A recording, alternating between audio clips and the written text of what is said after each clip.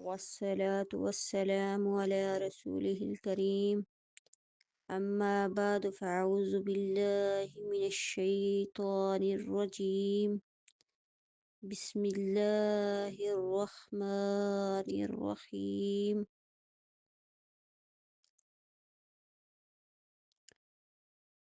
آج الحمدللہ ہماری سورۃ فاتحہ جو ہے اس کی آیت نمبر 7 ہے اور اعوذ باللہ تعوذ کو ملا کے ہمارا آج لیکچر نمبر 8 ہے اور یہ صورت سمجھنے کے بعد اس پر عمل کرنے کی ہمیشہ کوشش کیجیے گا۔ یہ جو صورت فاتحہ ہے اس کی آیت نمبر 7 اس کو آج ہم پڑھیں گے اور سمجھنے کی کوشش کریں گے۔ اعوذ باللہ من الشیطان الرجیم بسم اللہ الرحمن الرحیم صراط الذین انعمت علیہم غیر المغضوب علیہم ولا الضالین۔ صراط الذین، صراط راستہ، الذین ان لوگوں کا، انعمت جن پر تو نے انعام کیا، علیہم جن پر، غیر المغضوب علاوہ اس کے جن پر تیرا غصہ اترا یا جن پر غصہ کیا گیا، علیہم جن پر، ولا الضالین اور نہ گمراہوں کا۔ سب سے پہلی بات یہ کہ جب ہم معنی کو نہیں سمجھتے، جب ہمیں مفہوم کا پتہ نہیں ہوتا، ترجمے سے واقفیت نہیں ہوتی، اس وقت ہم بے شمار ایسی مسٹیک، ایسی غلطیاں کر جاتے ہیں جو کہ ہمیں ثواب ملنے کے بجائے ہمیں گناہ ملتا ہے اور سخت گناہ ملتا ہے۔ فرض کیا ایک لا علم بندہ جس کو یہ نہیں پتا کہ زیر زبر سے کیا فرق پڑتا ہے، پیش سے کیا فرق پڑتا ہے، وہ صراط الذین کے بعد انعمت کے بعد اگر انعمت پڑھ دے تو اس میں کتنی بڑی غلطی ہو جائے گی، یہ ہر بندہ سمجھ بھی لے اور اس کو سادہ لوگ بھی یہ بات جو ہے وہ ذہن نشین کر لے کہ قرآن پاک کی زیر زبر ہی سارا جو ہے وہ ترجمے کا اس کا مفہوم بنتا ہے۔ راستہ ان لوگوں کا جن پر تو نے انعام کیا۔ ہم اللہ سے کیا کہہ رہے ہیں؟ ہم اللہ سے یہ کہتے ہیں کہ اللہ تو نے انعام کیا۔ کل کائنات پہ کس نے انعام کیا؟ اللہ پہ انعام کیا، اللہ نے انعام کیا، رحمتوں کا انعام کیا، برکتوں کا انعام کیا، نیک لوگوں پر کیا۔ لیکن ہم صرف اگر کہہ دیتے ہیں نا انعمت کے اوپر پیش لگا دیتے ہیں تو اس کا معنی ہوتا ہے کہ میں نے انعام کیا۔ تو یہاں سے ایک بہت بڑا فرق دیکھ لیں کہ تا کا معنی ہوگا زبر کے اوپر کہ اللہ انعام کر رہا ہے، اور اگر پیش ڈال دیں گے تو اس کا مطلب کیا ہے؟ میں نے کیا کر دیا؟ کفر کر دیا، انتہائی بڑا شرک کر دیا کہ میں نے خود یہ بات کہہ دی کہ میں نے انعام کیا، حالانکہ انعام کرنے والا تو اللہ ہے۔ صرف اس زبر اور پیش کے فرق کے ساتھ یہ بات جو ہے وہ بدل گئی کہ ساری آیت کو ہی میں نے بگاڑ کے رکھ دیا اور اس ترجمے کو، اس کے مفہوم کو، اس کے معنی کو، قرآن کے مقصد کو، اس ساری بات کو میں نے غلط بیانی کر دی۔ تو اس لیے یہ بات قطعاً ذہن میں نہ رکھیں کہ زیر زبر سے کچھ نہیں ہوتا۔ یہ جو غلطی ہے نا، یہ حرام غلطی ہے، इसको गलती को क्या कहते हैं? हाँ, एक और बात, अगर कोई बंदा भूल के अनजाने में कह दे तो वो भी फिर बाद में इस्तगफार करे इसकी, अगर उसको याद आ जाता है या उसको कोई याद दिलाता है। तो अगर किसी ने कुरान को सही तरीके से पढ़ने की कोशिश ही नहीं की तो फिर वो गुनाह का मुसलसल जो है वो मुर्तकिब होता रहेगा। तो कोशिश ये करें कि जो भी जितने भी लोग पढ़ते हैं उनको थोड़ी थोड़ी बात ये सिखाएं कि और कुछ भी नहीं तो लेकिन नमाज का तर्जमा जो है ना वो लाजमी करें। अगर आपकी ख़वातीन उम्र रसीदा या बुजुर्ग कोई भी ऐसा बंदा है जिसको आप समझाने की कोशिश करते हैं तो आप कुछ सादे अल्फाज इस्तेमाल करें, पंजाबी में समझाएं, उर्दू में समझाएं, लेकिन आप इनको मफ़हूम लाजमी बता दें कि सीने पे हाथ बांधते हैं तो अल्लाह से क्या मांगते हैं, किस तरह दुआ करते हैं, रुकू जाते हैं तस्बीह किस तरह करते हैं, फिर रुकू से उठना। तो फिर ये कम से कम उनके ज़हन में ये बात आ जाए कि हम रब से क्या बातें करते हैं। अल्लाह आपको भी अजर देगा और जिसको समझा रही हैं उसको समझ आएगी। तो ये एक बात ज़हन में रखें और ये कतई ना सोचा करें कि जो इल्म मुझे मिल गया, जो बात मैं समझ गई हूँ, बस मैंने अब इसका गुरूर और तकब्बुर जो है वो रखना है, मैंने किसी और को नहीं समझाना। तो जितना भी इल्म आपको मिल रहा है या इससे पहले भी है तो ये कर्ज होता है, आपने इसको अदा करना है। अदा करें इसको, जैसे जैसे जो जो लफ्ज़ मिलता है पढ़ने को, सुनने को, देखने को, हक है, फैलाएं इसको और समझाएं। आइए आगे इसकी तफसीर की तरफ जाते हैं। सिरातल लज़ीना, और रास्ता उन लोगों का। तो रास्ता, कल इस पर तफसीली बात हो चुकी थी कि रास्ते दो ही हैं लेकिन हक पे चलने के लिए सिर्फ एक ही है, सिरातल मुस्तकीम, सीधा रास्ता, एक ही रास्ता है। जिस बंदे ने ये ज़हन बनाया कि मैं दोनों रास्ते पे हूँ, मैं दुनिया भी रख रही हूँ, मैं दीन भी रख रही हूँ, आप सिर्फ दीन रखें, अल्लाह दुनिया आपको दे देगा। और अगर आप दुनिया के पीछे भागेंगे, इसकी भाग दौड़ में लग जाएंगे तो कतन ऐसा नहीं होगा कि दीन आपके पीछे आएगा। लेकिन अगर आप दीन के पीछे अपनी ख्वाहिशात को और अपने सारे जो मकासद हैं उन सब को दीन के लिए इस्तेमाल करेंगे तो अल्लाह ताला आपकी दुनिया और आखिरत दोनों संवार देगा। तो रास्ता एक ही है, वो क्या है? सिराते मुस्तकीम। जो दूसरा रास्ता है वो सिराते मुस्तकीम नहीं है।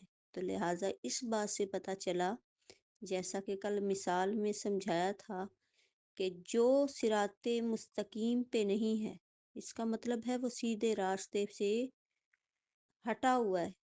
वो कतन ना ये कहे कि मैं भी चलता हूँ। कैसा ईमान है जो पल भर में आपका ख़त्म हो जाता है? कैसा ईमान है जो एक किसी शैतानी बात को या किसी ऐसी बुराई को या किसी ऐसी बेहयाई को देख के तो आपका फ़ौरन ईमान ख़त्म हो जाता है, अल्लाह और उसके रसूल को फ़ौरन भूल जाती हैं और अल्लाह और उसके रसूल को फ़ौरन नाराज़ करके किसी बंदे को, बरादरी को, रिश्तेदारों को, मोहल्लेदारों को राज़ी करने के लिए अल्लाह और उसको रसूल को नाराज़ कर देती है। और एक वक़्त आता है, वही रिश्तेदार, वही मोहल्लेदार आपके किए कतरे पे सारे पे जब पानी डालते हैं, तो फिर बाद में कि मैंने तो ये भी आपकी खातिर किया, मैंने तो ये भी आपकी खातिर किया। तो ये सारे नुकसानात जो हैं वो मिलेंगे, बजाय इसके कि सिर्फ़ एक रब को राज़ी करें, जग को छोड़ दें। जग को राज़ी करेंगे तो रब राज़ी नहीं होगा। रब को राज़ी करेंगे तो जग राज़ी हो या ना हो, आपकी आखिरत संवर जाएगी। रास्ता एक ही है, वो कौन सा? मुस्तकीम, सीधा रास्ता। रास्ता हमें दिखा, हम अल्लाह पाक से फरमाते हैं, अल्लाह रास्ता दिखा हमें उन लोगों का जिन पर तूने इनाम किया। सोच के लाएं, हम 5 वक़्त नमाज़ पढ़ते हैं। 5 वक़्तों में सुन्नतें, फ़र्ज़ और जितनी भी हम नमाज़ नवाफ़िल वग़ैरह अदा करते हैं, हर एक में हम सूरत फ़ातिहा पढ़ते हैं और हर रकत के अंदर हम ये दुआ मांग रहे होते हैं। कौन सी? अल्लाह उनका रास्ता दिखा जिन पर तूने इनाम किया। हर रकत के अंदर, लेकिन बड़े अफसोस के साथ कहना पड़ता है, हर रकत के अंदर दुआ मांगी, अल्लाह उनका रास्ता दिखा जिन पर तेरा इनाम हुआ। मांगी भी है, लेकिन रास्ता नजर भी नहीं आता। मैं नजर आती हूँ तो बेपर्दा नजर आती हूँ। उन जिन पर इनाम हुआ वो तो ऐसे लोग नहीं थे। मैं नजर आती हूँ तो झूठ बोलती नजर आती हूँ, बुराइयां करती नजर आती हूँ, तो मैं ऐसे गुनाहों के अंदर घिरी नजर आती हूँ। तो क्या जिन पर इनाम हुआ वो ऐसे थे? कतई नहीं। इसका मतलब ये है कि अगर हम ये बात करें, अगर हम ये ज़हन बनाएं कि अल्लाह ने मेरी दुआ कबूल नहीं की, तो ये भी बिल्कुल गलत बात है। इस वजह से कि मेरी इल्तिजा ऐसी थी नहीं कि अल्लाह उसको कबूल करे, क्योंकि हम खुद इस तरह के हैं। लेकिन जब हमारी दिल से इल्तिजा निकलेगी, दिल से ये दुआ निकलेगी कि अल्लाह मैं वाकई उसका रास्ता मांग रही हूँ जिन पर तूने इनाम किया, तो जब इल्तिजा ऐसी होगी जो दिल से निकली होगी, तो फिर क्या होगा? अल्लाह पाक उसको कबूल भी करेगा। तो हम जितनी दफ़ा भी नमाज पढ़ते हैं, हर दफ़ा हम ये कह रहे होते हैं, अल्लाह मुझे उनका रास्ता दिखा जिन पर तेरा इनाम हुआ। अब बार बार ये सोचा करें कि अल्लाह दुआ तो मांगी है, उनका रास्ता दिखा। कौन सा रास्ता था? वो कौन से लोग थे? यहाँ पे एक वजाहत करती जाऊं, मैंने खुद अपने कानों से सुना है कि लोग इसकी गलत तफसीर करते हैं। क्या करते हैं? इसकी तफसीर में ये बात लाते हैं कि अल्लाह ने अब खुद कहा है कि देखो मैंने इनाम अपने बुजुर्गों पे किया है, फ़र्ज़ किया। ये बात अगर फ़र्ज़ कर लें, अगर अभी ऑथेंटिक बात नहीं है, फ़र्ज़ करें, अगर हम ये मान लेते हैं कि ठीक है अल्लाह ने ये बुज़ुर्गों की बात की है, लेकिन इसकी वजाहत भी कुरान से जवाब दूंगी, क्योंकि हमारी ज़ुबानें कुछ गलत कह सकती हैं, लेकिन कुरान और हदीस में कोई शक नहीं है।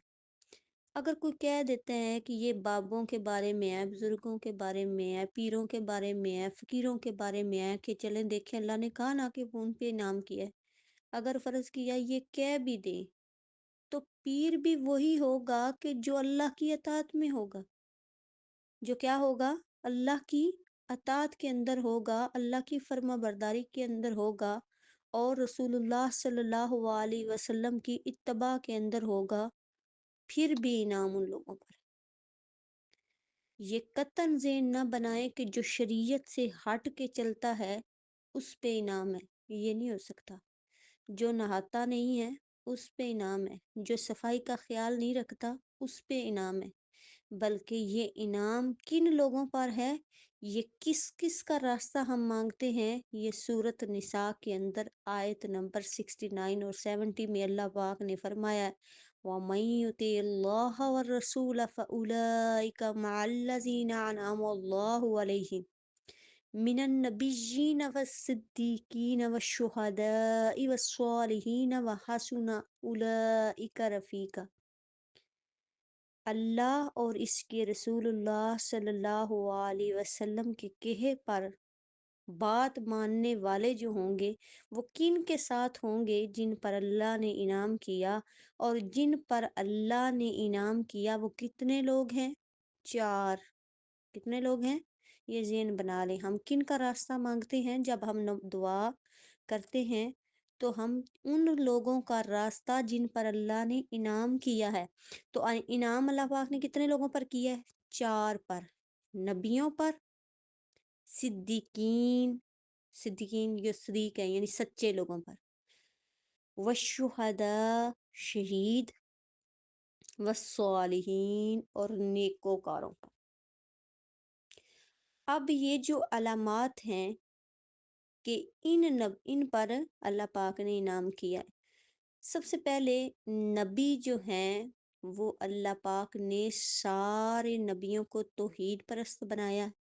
सारे नबियों को अल्लाह पाक ने हर बुराई से दूर रखा है, हर गुनाह से दूर रखा है और उनको हमारे लिए रोल मॉडल बनाया।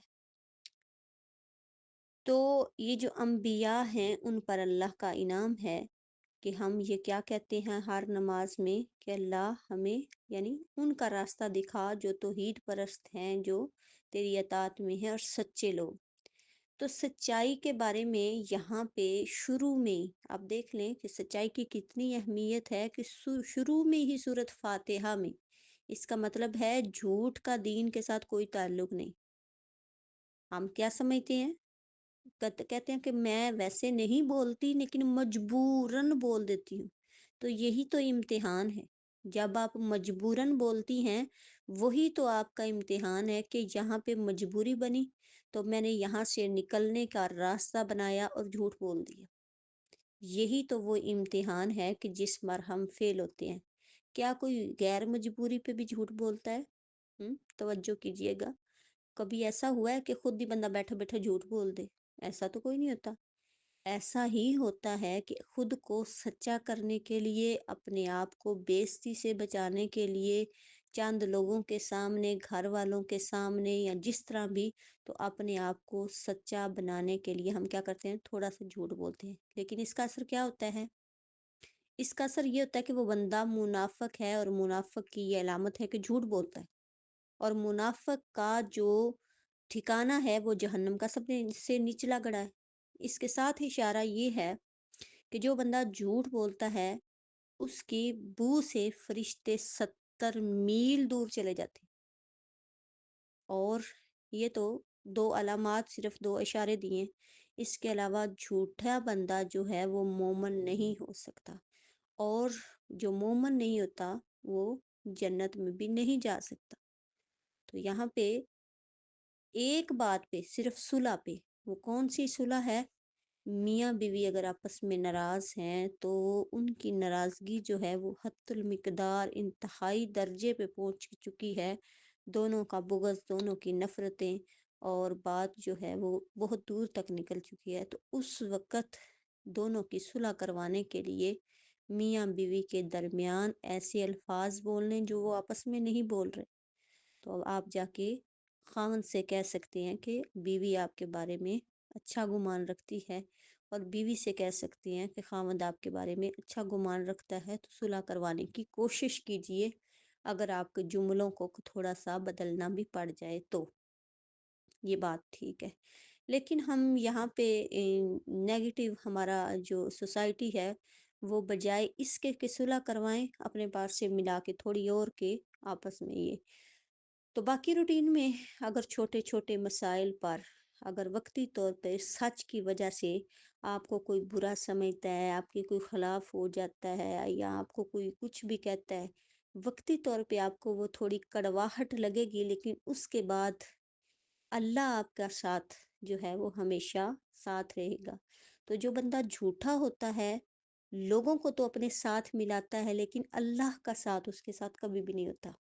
तो ये बात सच ज़हन में बिठा लीजिए कि सच्चा बनेगा तो अल्लाह साथ देगा, अगर झूठे बनोगे तो अल्लाह का साथ और अल्लाह की मदद ख़त्म हो जाएगी। और ये बात कि अगर अल्लाह का इनाम भी चाहिए तो फिर भी सच्चा बनना पड़ेगा।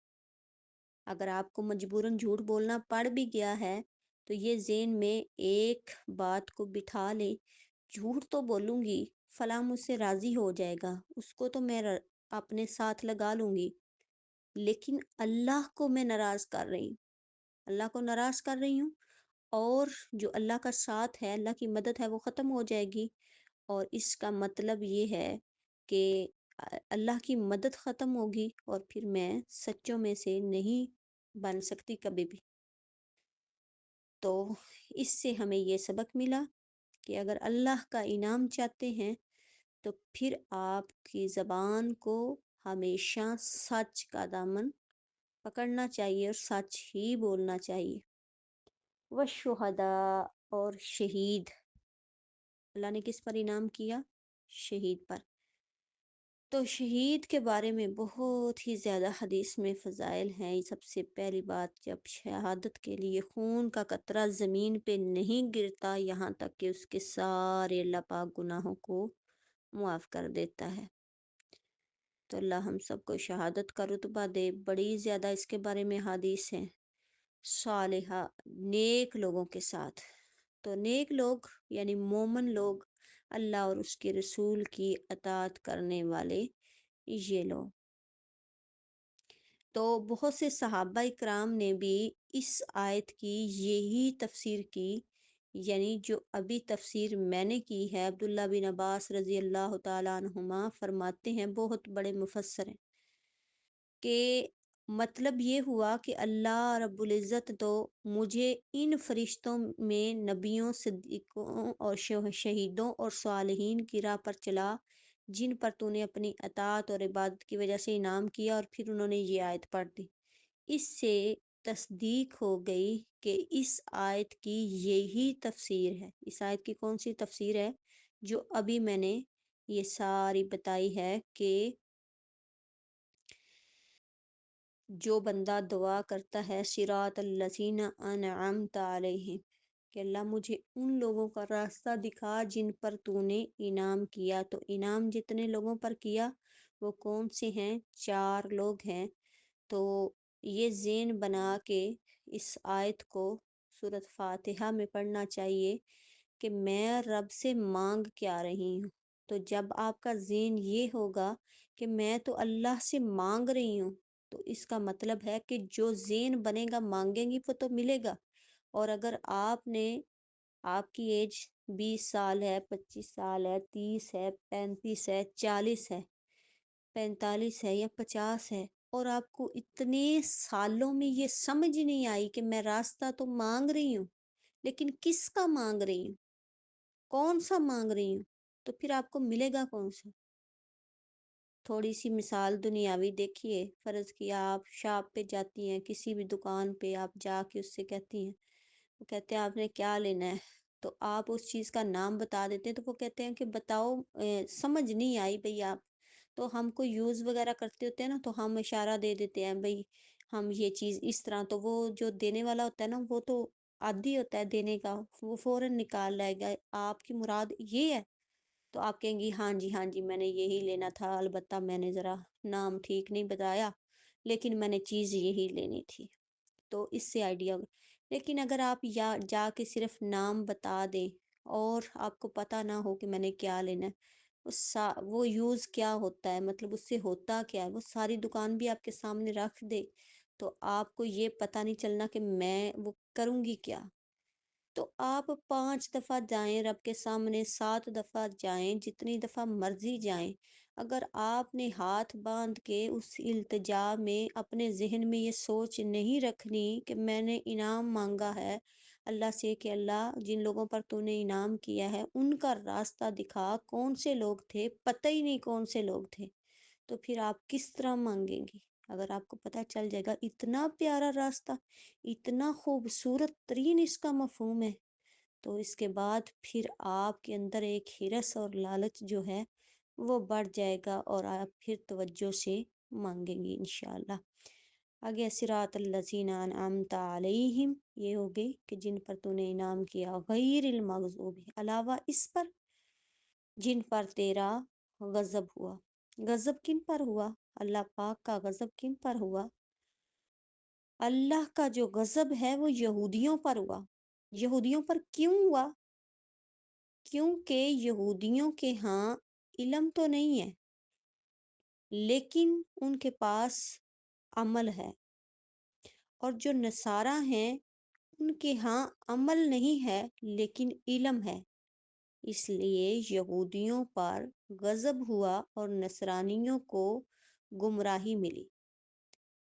اس سے پتہ چلتا ہے قرآن پاک کی آیت نمبر سورۃ معاہدہ میں آیت نمبر 60 میں اللہ پاک نے ایک اور جگہ پہ ارشاد فرمایا ہے من لعنہ اللہ وغضب علیہ، کہ جو نصرانی ہیں وہ ضلالت میں بڑے ہوئے ہیں یہ جو، اور پھر فرمایا سورۃ معاہدہ میں آیت نمبر 77 میں قد ضلوا من قبل واضلوا کثیرا وضلوا عن سواء السبیل، یہ پہلے ہی بہت گمراہ ہیں اور سیدھی راہ سے گمراہ ہو چکے ہیں۔ تو یہاں بھی اشارہ جو ہے وہ یہودیوں کی طرف ہے۔ اس کی ایک اور تفسیر ہے، عدی بن حاتم اس سب کو تفسیر کو کرتے ہوئے فرماتے ہیں کہ رسول اللہ صلی اللہ علیہ وآلہ وسلم کے لشکر نے میری پھپھی اور چند لوگوں کو گرفتار کر لیا، یعنی نبی کے صحابہ نے اور نبی صلی اللہ علیہ وآلہ وسلم نے گرفتار کر لیا۔ نبی صلی اللہ علیہ وسلم کی خدمت میں پیش کیا تو میری پھپھی نے یہ بات کہی کہ میری خبر گیری کرنے والا غائب ہے اور میں عمر رسیدہ بڑھیا ہوں جو کسی خدمت کے بھی لائق نہیں ہوں، آپ مجھ پر احسان کر دیں، مجھے رہائی دے دیں، اللہ تعالیٰ آپ پر بھی احسان کرے گا۔ نبی صلی اللہ علیہ وآلہ وسلم نے پوچھا کہ تیری خیر خبر لینے والا کون ہے؟ تو اس نے کہا میری جو خیر خبر لینے والا ہے وہ عدی بن حاتم ہے۔ آپ نے فرمایا وہی جو اللہ اور اس کے رسول سے بھاگتا پھرتا ہے۔ پھر آپ نے اسے آزاد کر دیا۔ جب لوٹ کر آپ آئے تو آپ کے ساتھ ایک شخص تھا، وہ نام کہتے ہیں کہ سیدنا علی رضی اللہ تعالی عنہ تھے۔ آپ نے فرمایا لو ان سے سواری مانگ لو۔ میری پھوپھی نے ان سے درخواست کی تو ان کو سواری مل گئی۔ وہ یہاں سے آزاد ہو کر، عدی بن حاتم کہتے ہیں، میرے پاس آئیں اور کہنے لگی نبی صلی اللہ علیہ وآلہ وسلم کی جو سخاوت ہے وہ تیرے باپ کی سخاوت سے بھی بڑھ کے ہے، یعنی تیرے باپ کی سخاوت اتنی نہیں ہے جتنی اللہ کے نبی کی ہے۔ آپ کے پاس جو آتا ہے وہ تو کبھی خالی نہیں لوٹا۔ یہ سن کر وہ عدی بن حاتم کہتے ہیں میں نبی صلی اللہ علیہ وآلہ وسلم کی خدمت میں حاضر ہوا، میں نے دیکھا کہ چھوٹے بچے اور بوڑھی عورتیں بھی آپ کے پاس جاتی ہیں اور آپ ان کے ساتھ بڑی بے تکلفی کے ساتھ بولتے چلتے ہیں۔ اس بات نے مجھے یہ بھی یقین دلا دیا کہ آپ کیسر و کسریٰ کی طرح بادشاہت اور روب اور وہ جو وجاہت ہے اس طرح آپ یہ طلب کرنے والے نہیں کہ لوگ میرے ارد گرد ہوں اور میری روب ہو، اور اس طرح آپ کا ایسے نہیں ہے۔ آپ نے مجھے دیکھ کر فرمایا عدی، لا الہ الا اللہ کہنے سے کیوں بھاگتے ہو؟ کیا اللہ اور اس کے سوا کوئی اور بھی معبود ہے؟ اللہ اکبر کہنے سے کیوں منہ موڑتے ہو؟ کیا اللہ عز و جل سے بڑھ کر بھی کوئی ہے؟ مجھ پر ان کلمات نے، آپ کی سادگی اور آپ کی بے تکلفی نے ایسا اثر کر دیا کہ میں فوراً یہ کلمے سن کے میں مسلمان ہو گیا۔ پھر اللہ کے نبی صلی اللہ علیہ وآلہ وسلم بڑا خوش ہوئے اور فرمانے لگے مغضوبی علیہم سے مراد یہودی ہیں اور لضالین سے مراد عیسائی ہیں۔ تو اس ساری حدیث کی تفسیر میں بات یہ تھی کہ مغضوب سے مراد یہودی ہیں اور لضالین سے مراد عیسائی ہیں۔ عدی بن حاتم والی یہ حدیث جو ہے وہ بہت فیمس ہے، لیکن اس کو شارٹ جو ہے وہ پیش بھی کیا جاتا ہے، بتایا بھی جاتا ہے، لیکن آج میں نے آپ کو اس کی ڈیٹیل بتائی ہے کہ جب عدی بن حاتم جو ہیں وہ مسلمان ہوئے تو اپنی پھوپھی کی رہائی کو دیکھ کر اور آپ صلی اللہ علیہ وآلہ وسلم کے اخلاق کو دیکھ کر اور ان کی بے تکلفی کو دیکھ کر تو انہوں نے کیا کیا؟ کلمہ پڑھا۔ یہاں پہ ایک اور بھی پوائنٹ ہے کہ ہمیں تھوڑا سا علم مل جائے، تھوڑا سا مال مل جائے یا تھوڑا سا کوئی عہدہ مل جائے یا ایسی سیٹ مل جائے تو ہم کیا کرتے ہیں کہ خود ایسا غرور اور تکبر ہمارے دماغوں کے اندر آ جاتا ہے کہ ہم دوسروں کو یہ سمجھتے ہی نہیں کہ اگلا بندہ کیا ہے۔ ہر بندے کی رسپیکٹ ہے، ہر بندے کے اندر جو ہے وہ اللہ پاک نے رکھی ہوئی ہے، آپ اس کو کیوں حقیر جان رہے؟ آپ کیا ہیں؟ ایک پل میں اللہ پاک اگر چاہے تو کیا سے کیا کر دیتا ہے۔ تو اس لیے یہ ذہن نہ بنایا کریں کہ کوئی اگر غریب آ جائے، کوئی لا علم آ جائے، کوئی ایسا بندہ، تو آپ اس کو حقیر جانیں یا اس کو کم وقت دے رہے ہیں یا اس کی طرف منہ نہیں کر رہے، اور کوئی دوسرا بندہ جس کی شان و شوکت اور یہ ٹھیک ہے آپ اس کو عزت دیں، لیکن کسی حقیر بندے کے ساتھ اس طرح کا رویہ نہ رکھیں کہ وہ یہ سمجھے کہ دین میں بھی ایسا ہے۔ تو جو کوئی ایسا کرتا ہے وہ خود اپنے اوپر یہ بات لیتا ہے، دین میں ایسی کوئی بات نہیں کہ آپ کسی کے ساتھ اس طرح کا سلوک کریں۔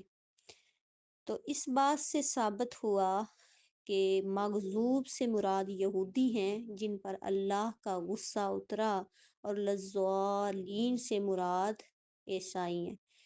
تو ہم نماز میں کہتے ہیں صراط الذین، راستہ ان لوگوں کا، انعمت علیہم جن پر تیرا انعام ہوا، یعنی اللہ مجھے دکھا دے انبیاء کا راستہ، اللہ مجھے ہدایت دے کس راستے کی؟ جو صدیقین ہیں، جو شہداء ہیں، جو صالحین ہیں۔ بار بار بندہ 4 رکعتوں کے اندر، ہر رکعت کے اندر بندہ یہی التجا کرتا ہے، یہی دعا کرتا ہے، اللہ مجھے ان کا راستہ دکھا دے، اللہ مجھے نہ راستہ دکھانا مغضوب کا راستہ، جو جن پر تیرا غضب ہوا، جو جن پر تیرا غصہ اترا، ان کا راستہ نے دکھانا، ولضالین، اللہ مجھے گمراہ بھی نہ کرنا۔ اگر یہ سچے دل کے ساتھ اور دعا یہ نیت کے ساتھ، اخلاص کے ساتھ دل سے نکلتی ہے اور یہ سمجھ آتی ہے میں نے رب سے یہ مانگا، تو پھر اس کے بعد ہم کافی حد تک جو ہے وہ ہمارے گناہ جو ہیں وہ کنٹرول ہو جائیں گے۔ کیوں؟ بار بار ایک بندہ بار بار یہ کہہ رہا ہے۔ اب جب ہم عورتیں گھروں کے اندر ہوتی ہیں نا، اور جب جو ہم حرکات کر رہی ہوتی ہیں، ہم یہ سمجھ رہی ہوتی ہیں کہ ہماری ہر کام اور ہم جو جو کر رہی ہیں نا ہم ٹھیک کر رہی ہیں، لیکن تھوڑی سی توجہ کریں کہ جب ہم اسی کام پہ، کہ ایک دفعہ ہم بچے کو منع کر رہے ہوں گے یہ نہیں کرنا، یہ نہیں کرنا، یہ نہیں کرنا، اور خود ہم کر رہے ہوں گے، تو کیا بچہ آپ کے قول اور فعل کو دیکھ کے تو وہ عمل کر سکے گا؟ قطعاً نہیں، بلکہ وہ ایسا ہوگا کہ آپ جو کر رہی ہیں بچے نے وہ کرنا ہے، آپ جو بول رہی ہیں بچہ وہ نہیں کرے گا۔ تو یہ چیزیں ہمیں بار بار یہ ذہن میں باتیں آتی ہیں۔ تو اسی طرح اگر آپ بار بار آ کے اللہ سے مانگ رہے ہیں، تو پھر آپ کا دل سے مانگے نا، آپ کی توجہ بھی ہو کہ میں مانگ رہی ہوں۔ ادھر آپ نماز میں مانگ رہی ہیں، ہدایت مانگ رہی ہیں، راستے مانگ رہی ہیں، اور ادھر آپ نے مصلی اٹھایا اور ادھر آپ گناہوں کا انبار شروع ہو گئے، اپنی ہی مرضی سے سارا کچھ شروع ہو گیا، اور پھر اس کے بعد کا دعا کرنا اللہ مجھے توفیق دے دینے کی۔ اب آپ کے قول اور فعل میں تضاد آ گیا۔ ابھی آپ کا قول تھا کہ اللہ مجھے ہدایت دے دے، ابھی آپ کا قول تھا اللہ مجھے سچوں میں بنا دے، ابھی آپ کا قول تھا اللہ راستہ دکھا دے انبیاء کا، صدیقین کا، اور ابھی مصلی اٹھایا تو ابھی آپ تو قرآن پڑھنا بھی بھول گئی، ابھی آپ سارے نیکی کے عمل بھول گئی۔ تو پھر یہ بات یہ کبھی سوچا کریں کہ میں نے اگر رب سے مانگ لی ہے تو میں کتنی اس پر عمل میں کتنا کرتی ہوں۔ پردے ہیں تو مولویوں کے لیے ہیں، نمازیں ہیں تو مولویوں کے لیے ہیں، عمل ہے تو مولویوں کے لیے، کوشش بڑی ہے۔ اور یہ کوشش نہیں ہوتی، کبھی جا کے مردوں کا جنازہ جو ہے نا وہ نکلتا ہے تو مسجد میں جاتے ہیں، تو جہاں پھر عورتوں کے جنازے نکلتے ہیں تو پردہ کرتی ہیں، کفن ڈالتی۔ تو یہ زندگی لائبم و لہوا، عارضی زندگی ہے، اس کو صرف یہ نہ کیا کریں کہ میں نماز پڑھ رہی ہوں تو صرف یہ نماز ہے۔ اگر میری صرف آپ سے یہ التجا ہے کہ آج ہمارے 8 دن لگے ہیں سورۃ فاتحہ مکمل ہونے پہ، آمین کہیں تو اللہ کے نبی صلی اللہ علیہ وسلم نے فرمایا اگر مسجد میں آمین جو ہے وہ مل گئی تو اس کا مطلب ہے فرشتوں کے ساتھ مل گئی تو اللہ اس کے سابقہ گناہوں کو معاف کر دے گا۔ آمین کا مطلب ہے الہی قبول کر۔ اگر ہمارے 8 دن لگے ہیں تو ہم تو 2 رکعتوں میں 8 منٹ بھی نہیں لگاتے۔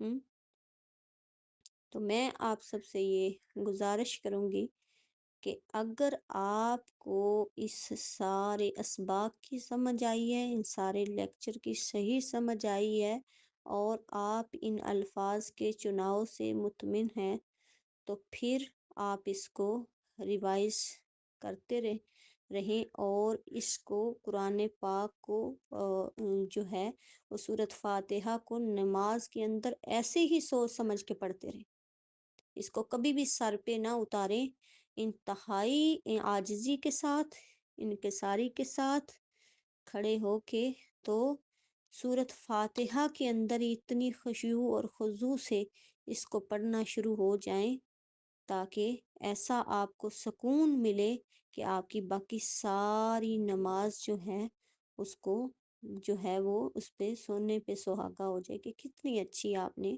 نماز پڑھی ہے۔ تو میری اللہ سے دعا ہے کہ ہم نے جتنا بھی پڑھا ہے، اللہ جتنا بھی سمجھا ہے اس پر عمل کی اللہ توفیق عطا فرمائے۔